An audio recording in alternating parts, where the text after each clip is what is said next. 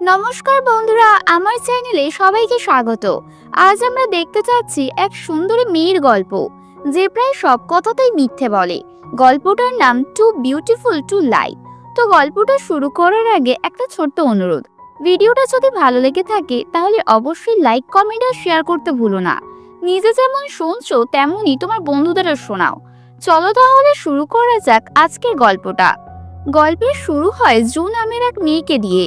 সে একদিন এক দামি হোটেলে আসে। সেখানে কিছু ধনী বন্ধুদের গল্প করতে দেখে, আর তখনই সে নিজের টার্গেট ঠিক করে ফেলে। ক্লিনিং স্টাফের পোশাক পরে সে সেই ধনী মেয়েটির কাছে গিয়ে বলে, তোর শরীরে পোকা পড়বে, বিয়ে করা পুরুষকে ফাঁসাস, আমার ঘরটা ভেঙে দিলি তুই, তোর তো মরে যাওয়া উচিত ইতর। এই বলে রেগে গিয়ে জু ওখান থেকে চলে যায়। এতে মেয়েটা ভয় পেয়ে অপমান এড়াতে জুর কাছে গিয়ে জিজ্ঞাসা করে, তুমি কে? জু নাটক করে কাঁদতে কাঁদতে বলে, তুই আমার স্বামীর সঙ্গে শুয়েছিস কেন? মেয়েটি হতবাক হয়ে বলে, জিং, সে তো কখনো বলেনি যে তোমরা স্বামী স্ত্রী। এই কথাটা জু শুনতে চাইছিল। সে কেঁদে বলে, হ্যাঁ, জিং আমার স্বামী। সে সবসময় দেরি করে বাসায় আসে, আমার সঙ্গে কথা বলে না। আমি একদম ভেঙে পড়েছি, কিন্তু তবুও তাকে খুবই ভালোবাসি। সে নিজের সন্তানের কথাও ভাবে না। তার পায়ে পড়ার জুতোর টাকাও নেই। সব তোর জন্য হয়েছে। আজ তোকে সবার সামনে অপমান করব আমি। এত কথা শুনে ভয়ে কাঁপতে থাকে মেয়েটি। সে নিজের ব্যাগ, টাকা, ঘড়ি, স্যান্ডেল সবকিছু জুর হাতে দিয়ে বলে, দয়া করে কাউকে কিছু বলো না। আর জু তাকে একদম বোকা বানিয়ে সবকিছু নিয়ে সেখান থেকে পালিয়ে যায়। নেক্সট সিনে আমরা জুর বাসায় দুজন মেয়েকে দেখি। একজনের নাম মিমি আর একজন ছোট চুলওয়ালা মেয়েটির নাম সুমি। ওরা জুর কাছে এসে বলে, তুই 2 বছর কোথায় ছিলি? তুই 1 নম্বরের ঠকবাজ। তোর মতো ধাপ্পাবাজ আমরা আগে দেখিনি। তুই আমাদের থেকেও বড় এক্সপার্ট। তখনই বোঝা যায় এই 3জন মেয়েই মানুষকে ধোকা দিয়ে টাকা লুটে খায়। মিমি আর সুমি চায় জুকে তাদের টিমে নিতে, কিন্তু জু বলে, আমি বাচ্চা আর বয়স্ক মানুষদের ঠকাই না, তাই তোমাদের সঙ্গে কাজ করব না। এই কথা শুনে তারা রেগে গিয়ে বলে, ঠকাতে হলে সবাইকে ঠকাও, ছোট বড় আলাদা কেন? রাগে জু তাদেরকে তাড়িয়ে দেয়।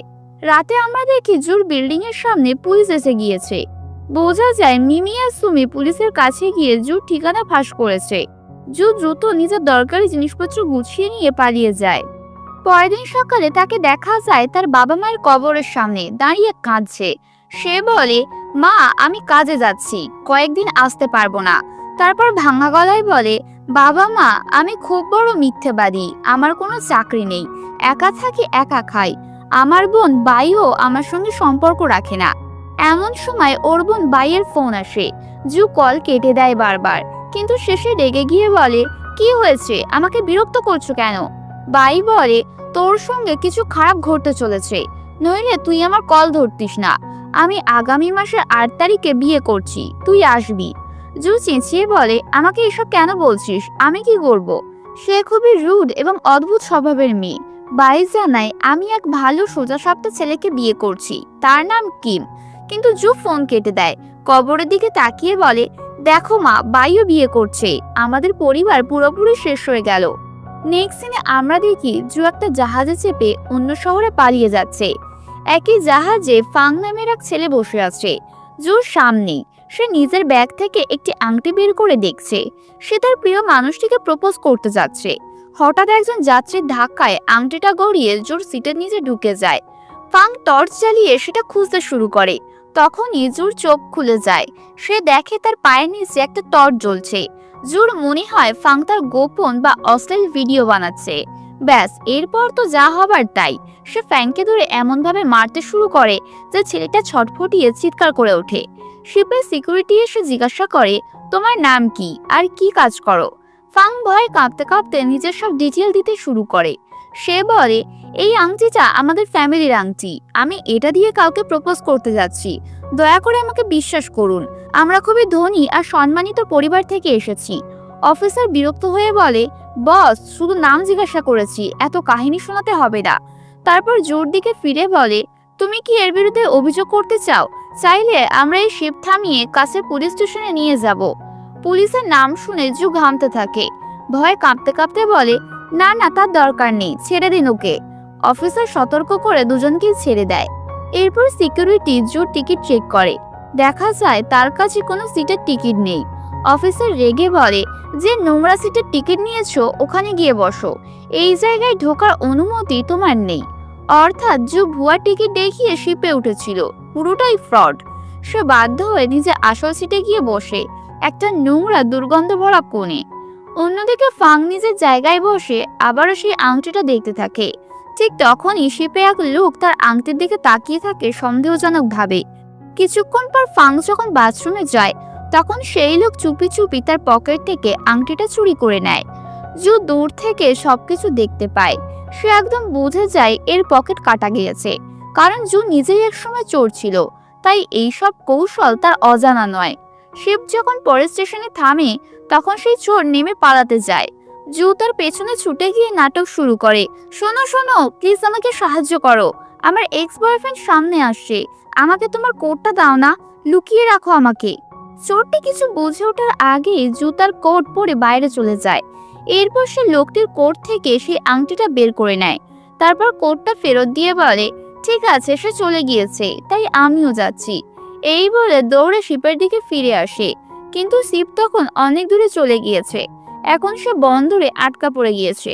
তার মাথায় আসে, যদি ফাং রিং চুরি হয়েছে বলে পুলিশে অভিযোগ করে, তাহলে প্রথম সন্দেহ তার উপরেই পড়বে, কারণ এক, রিংটা হারিয়ে গিয়েছে, 2, তার সঙ্গে ফাংয়ের ঝগড়া হয়েছে, আর 3, সে এখন শিপে নেই। এই ভেবে জু ভীষণ ভয় পেয়ে যায়। সে বন্দরে অথরিটির কাছে গিয়ে চিৎকার করে, প্লিজ শিপ থামাও, কারোর দামি জিনিস ফেলে গিয়েছে। কিন্তু অফিসার ঠান্ডা গলায় বলে, পুলিশ স্টেশনে যাও, ওখানেই রিপোর্ট করো। পুলিশের নাম শুনে জুর আবারও প্যানিক অ্যাটাক হয়। সে ভাবে, না, নিজেই ফাংয়ের আইল্যান্ডে গিয়ে সব ফিরিয়ে দেবে, এটাই ভালো হবে, কারণ সে জানে ফাং কোথায় থাকে, কোন দ্বীপে। সব তথ্য তো ফাং নিজেই অফিসারকে বলেছিল। এইভাবে কষ্ট করে সে সেই দ্বীপে পৌঁছে যায়। একটা দোকানে ঢুকে জিজ্ঞাসা করে, ফাং কোথায় থাকে। 10 জন একসঙ্গে বলে ওঠে, কোন ফাং, এখানে তো প্রায় সবাই ফাং। একজন মহিলা হেসে বলে, এই দ্বীপে প্রায় প্রতিটা বাড়িতেই 2 জন করে ফাং থাকে। অন্য এক মহিলা জিজ্ঞাসা করে, কোন ফাংকে খুঁজছো তুমি। জু বলে যে আগের মেয়রের ছেলে। তখন মহিলারা ফাংয়ের পরিবার নিয়ে গল্প শুরু করে।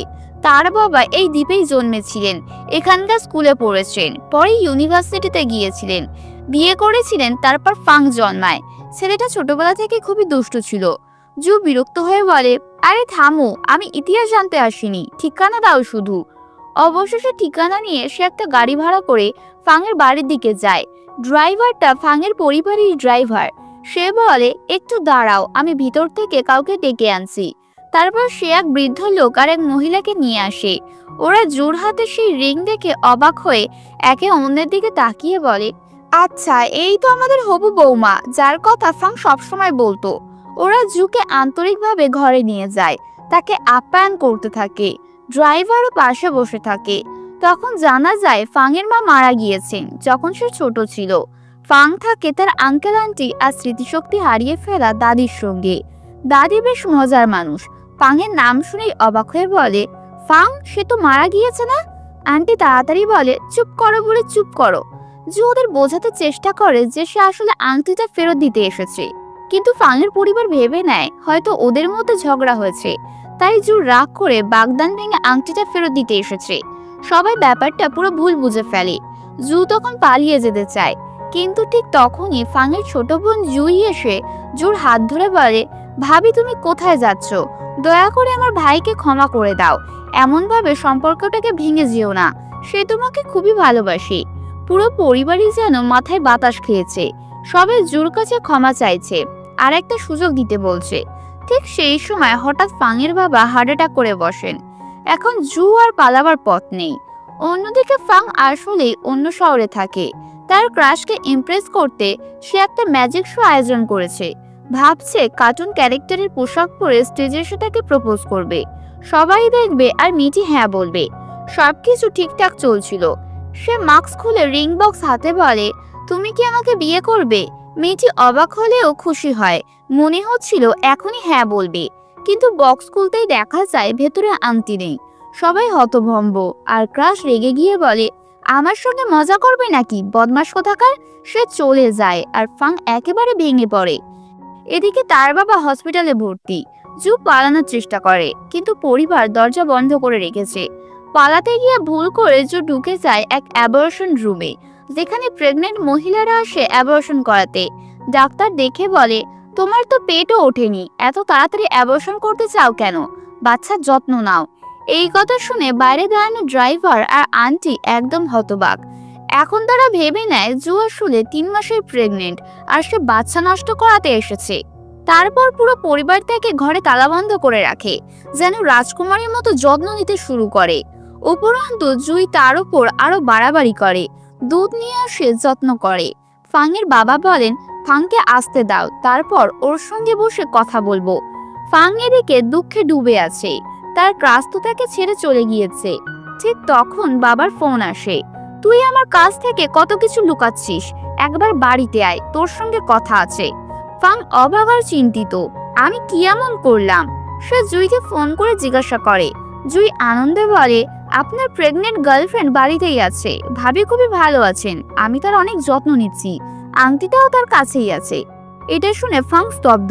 প্রেগনেন্ট? কিভাবে প্রেগনেন্ট হতে পারে? আমি তো কিছুই করিনি কারোর সঙ্গে। এদিকে রাতে পরিবার একসঙ্গে বসে জুর কথা আলোচনা করছে। ফাং কত খারাপ ছেলে, আমাদের বৌমাকে কত কষ্ট দিয়েছে, বেচারি তো অ্যাবর্শন করাতে যাচ্ছিল। তারা ভাবে ফাংকে একটা শিক্ষা দিতেই হবে। এইসব কথা শুনে জু ভয়ে কাঁপতে কাঁপতে নিজের ঘরে গিয়ে বেডশিট দিয়ে দড়ি বানিয়ে জানালা দিয়ে পালানোর চেষ্টা করে, কিন্তু নিচে নামার পথে পড়ে যায় ফাংয়ের দাদির রুমের সামনে। দাদি তাকিয়ে আনন্দে বলে, ও আমার বৌমা তো স্বর্গ থেকে নেমে আসা পরী, আমি প্রথম দিন থেকেই জানতাম। জুও কৌশলে বলে, হ্যাঁ দাদি, আমি আসলেই স্বর্গ থেকে এসেছি, এখন একটা জরুরি কাজ আছে, পরে আসবো আপনার কাছে। দাদি খুশি হয়ে হাত নাড়ে, ঠিক আছে যাও পড়ি। তখন দরজায় টোকা পড়ে। জু বাধ্য হয়ে আবারও ঘরে ফিরে আসে। বাইরে জুই দুধ নিয়ে দাঁড়িয়ে বলে, ভাবি গরম দুধ এনেছি, আমি কি আপনার কেয়ার করব?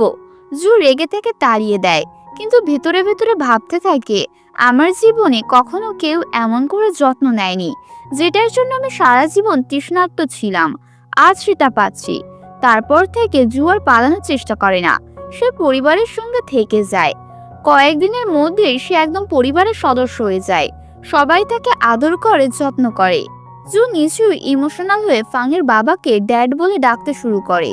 সে দাদিরও যত্ন নেয়, রান্না করে, হাসি খুশি পরিবেশে পুরো বাড়ির প্রিয় মানুষ হয়ে ওঠে। আর কিছুদিন পরেই অবশেষে ফাং বাড়ি ফিরে আসে।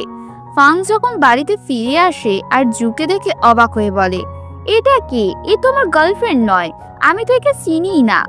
জু একটু রাগ আর কষ্ট মিশিয়ে বলে, হ্যাঁ হ্যাঁ, আমি তো অপরিচিত মানুষই, আমি চলে যাচ্ছি এখান থেকে। সে যেতে উদ্যত হলে ফাং উল্টোপাল্টা কথা বলতে শুরু করে, আমি তো ইভানকে ভালোবাসি, জানি না কোথা থেকে এই মেয়ে এসে হাজির হয়েছে। ফ্যাংয়ের বাবা রেগে গিয়ে বলে ওঠেন, বৌমা তুমি কোথাও যাবে না। জু তখন কেঁদে ফেলে বলে, আমি তো ফ্যাংয়ের সুখের জন্যই সব করছি, কে জানতো ওই ইভান নামের ওই মেয়ের সঙ্গে মুখ কালো করবে। সে বলতে থাকে, আমি তো ওদের দুজনকে বন্ধু ভেবেছিলাম, কিন্তু ওরা তো আমার পেছনেই সম্পর্ক তৈরি করেছিল। ওর কথা শুনে ফ্যাংয়ের পুরো পরিবার ক্ষেপে যায়। বাবা সহ সবাই ঘরে ঢুকে ফ্যাংকে মারতে শুরু করে। তুই এক মেয়েকে প্রেগনেন্ট করে ছেড়ে দিবি হারামজাদা? ফ্যাং পুরোপুরি হতবুদ্ধি হয়ে যায়। নিজের মনে মনে ভাবে, আমি কবে কাকে প্রেগনেন্ট করলাম, কিছু মনে পড়ছে না কেন। একদম ফ্যামিলি ড্রামা তৈরি হয়ে যায়। শেষে ফ্যাংকে বিছানা আর ব্যাগ সহ বাড়ি থেকে বের করে দেওয়া হয়। বলা হয়, এখন থেকে তুই ড্রাইভারের সঙ্গে গাড়ি ঘরেই ঘুমাবি। জু তখন একদম রাজকন্যার মতো জীবন কাটাচ্ছে, ঘরে খাবার, নিরাপত্তা, ভালোবাসা, যত্ন সবকিছুই পাচ্ছে। আনন্দে গান গাইছে, নাচছে। কিছুদিন পর জু ফ্যাংয়ের সঙ্গে দেখা করতে যায়। বলে, তোমার ব্যাগে আমার বাবার একটা ছবি পড়ে গিয়েছিল শিপের ভেতর, দাও তো আমাকে। ফ্যাং বলে, আমার কাছে ব্যাগ নেই, সেটা সিটির বন্ধুর বাড়িতে আছে, আর আমি সেটা তোমাকে দেব না। এই নিয়ে দুজনের মধ্যে ঝগড়া লেগে যায়। জু রেগে গিয়ে ফ্যাংয়ের গালে চড় মারে। চড়ের শব্দ ড্রাইভারের কানেও পৌঁছে যায়। সে দৌড়ে আসে, দেখে জু মুখে হাত দিয়ে বলছে, এই লোকটা আমাকে মেরেছে। ড্রাইভার কিছু না বুঝেই ফ্যাংকে পেটাতে শুরু করে, প্রচন্ড মারধর করে তাকে। এইভাবে কয়েকদিন কেটে যায়। এরপর দেখা যায় ফ্যাংয়ের বাবা সমুদ্র পাড়ের এক দ্বীপে পোস্টার লাগাচ্ছেন, কারণ সেখানে সিকিং কম্পিটিশন হতে চলেছে। তিনি বহুদিন ধরে চাইছিলেন ফ্যাং যেন এই প্রতিযোগিতায় অংশ নেয় ও জয়ী হয়, কিন্তু ফ্যাং কোনোদিনও রাজি হয়নি। এবার জু আর জুই মিলে তাকে রাজি করানোর জন্য বাড়িতে ডাকে। এক সপ্তাহ না খাওয়ায় ফ্যাং এত খাবার দেখে হুমড়ি খেয়ে পড়ে। জু বলে, তুমি প্রতিযোগিতায় অংশ নেবে? ফ্যাং বলে, না না, আমি করব না। তখন আন্টি বলেন, ভালো, না করলে খাবার সরিয়ে ফেলো। খাবার সরাতে শুরু করলে ফ্যাং আর সহ্য করতে পারে না, তাই রাজি হয়ে যায়। তারপর জু তাকে প্রস্তুত করতে শুরু করে, প্রতিদিন ট্রেনিং করায়, অনুশীলন করায়। এই কয়েকদিনে দুজনের মধ্যে বন্ধুত্ব গড়ে ওঠে। ধীরে ধীরে অনুভূতিরও জন্ম নিতে থাকে, সবকিছু সুন্দরভাবে চলতে থাকে। একদিন ফ্যাং জুকে নিয়ে যায় দ্বীপের সবচেয়ে উঁচু জায়গায়। জু তাকিয়ে বলে, এটা তো স্বর্গের মতো, যদি সুযোগ পেতাম সারা জীবন এখানেই থাকতাম। ফ্যাং হেসে বলে, আমিও তাই ভাবি, কিন্তু আমার ক্রাশ বলেছিল আমরা এখনো অনেক ইয়াং, এমন নিরিবিলি জায়গায় থাকার সময় নয়, সিটিতে থাকা উচিত, এখানে তো বুড়োরা থাকে। দুজন সেখানে অনেকক্ষণ সময় কাটায়, কিন্তু যখন বাড়ি ফেরে তখনই জুয়ের সামনে পুরনো দুই বান্ধবী মিমি আর সুমি এসে হাজির হয়। তারা একা পেয়ে জুকে ভয় দেখায়, তুই এই ফ্যামিলিকে ঠকাচ্ছিস, আমাদেরও ভাগ দিতে হবে টাকায়, নয়তো সবাইকেই বলে দেব। জু কেঁপে ওঠে, বলে, না না, আমি স্ক্যাম করছি না, ওরা এখন আমার ফ্যামিলি, আমি ওদের সঙ্গে কখনো খারাপ করব না। কিন্তু মিমি কিছুতেই বিশ্বাস করে না।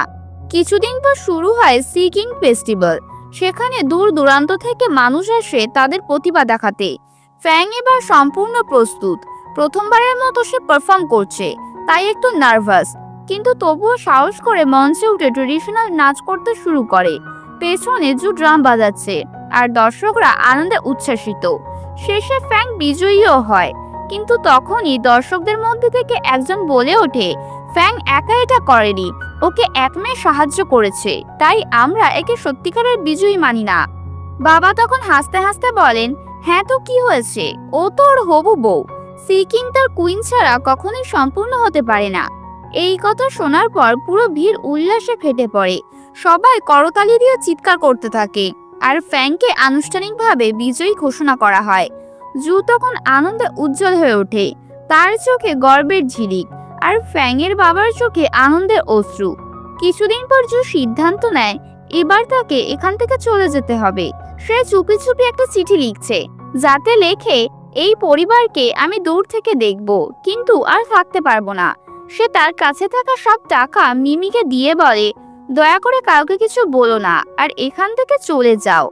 ওদিকে ফ্যাংয়ের বন্ধুর পাঠানো ব্যাগ অবশেষে শহর থেকে এসে পৌঁছায়। ফ্যাং যখন ব্যাগ খুলে দেখে তাতে জুর বাবার একটা ছবি আছে। সে সেটা ফেরত দিতে যায়, কিন্তু দেখে জু বাড়ি ছেড়ে চলে গিয়েছে। তখন জু পুরো পরিবারকে বসিয়ে সব সত্যিটা খুলে বলে দেয়, আমি কে, কিভাবে এখানে এসেছি, আর এতদিন ধরে কি লুকিয়েছিলাম। সব শুনে সবাই অবাক হয়ে যায়। তারপর সে সোজা যায় তার বোনের বিয়েতে। বোন ইচ্ছা করে বিয়েতে দেরি করে দিয়েছিল, কারণ সে জোর জন্য অপেক্ষা করছিল। জু জিজ্ঞাসা করে, তুমি এমন করলে কেন? বোন হেসে বলে, কারণ তুমি আমার বোন, আমরা এক পরিবার।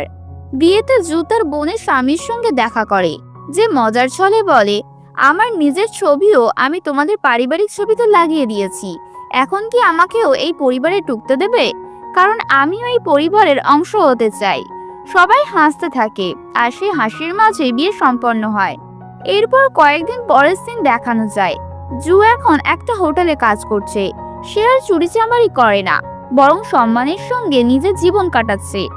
একদিন হঠাৎ ফ্যাংকে দেখে ফেলে, হৃদয় কেঁপে ওঠে, মুখে বিস্ময়, মনে যেন পুরনো স্মৃতিরা ফিরে আসে।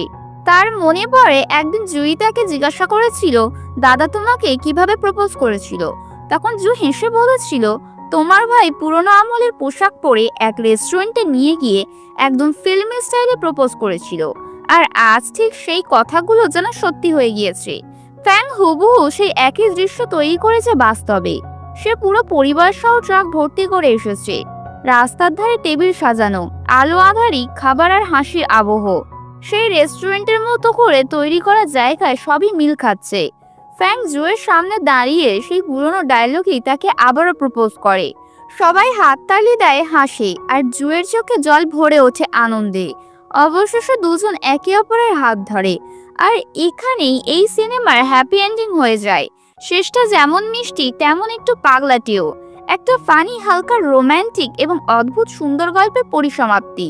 তোমাদের কেমন লাগলো এই মুভির গল্প?